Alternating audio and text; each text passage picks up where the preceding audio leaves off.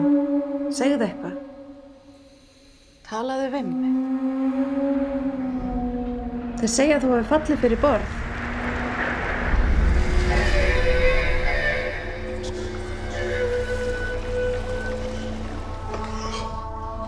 Ég sá ekki neitt. Það var bara horfinn þegar ég kom upp. Hann talar ekki.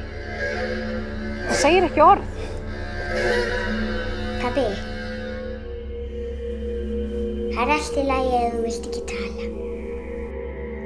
Ef ég geti bjargað þér sonur frá þessari tímalausu örvendingu, frá þessari